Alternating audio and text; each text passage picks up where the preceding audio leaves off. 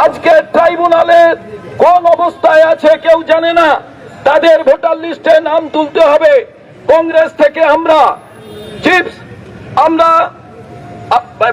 কলকাতা হাইকোর্টের মাননীয় প্রধান বিচারপতির কাছে আমরা আবেদন করেছিলাম।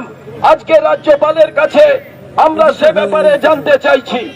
আমরা জানতে চাইছি এলপিজি, আমরা জানতে চাইছি পেট্রোল ডিজেলের দাম কেন বাড়ছে, কেন পাওয়া যাচ্ছে না, আর আজকে দ্রব্যমূল্য বৃদ্ধি কেন ঘটছে, নিচের প্রশ্নপত্র কেন ফাঁস হলো, ধর্মেন্দ্র প্রধান কেন পদত্যাগ করবে না, সিবিএসসির যে উত্তরপত্র, সেই উত্তরপত্রে আপনারা জানেন যে কি কারচুপি করা হয়েছে, ভারতবর্ষের মানুষ তা দেখেছে।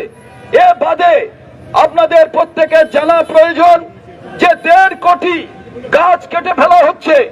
আজকে আন্দামান নিকোবরে রাহুল গান্ধী লড়াই করছে, এবং শুধু তাই নয়, কংগ্রেসের আজকে আমাদের যিনি রাজ্যসভার প্রার্থী ছিলেন, সেই রাজ্যসভার প্রার্থী মীনাক্ষী নটরাজন জোর করে তার মনোনয়ন পত্র বাতিলের আজকে যে সিদ্ধান্ত নির্বাচন কমিশন নিয়েছে, তাই গতকাল আমাদের সর্বোচ্চ নেতারা তারা নির্বাচন কমিশনের সামনে রাত জেগে প্রতিবাদ করেছে।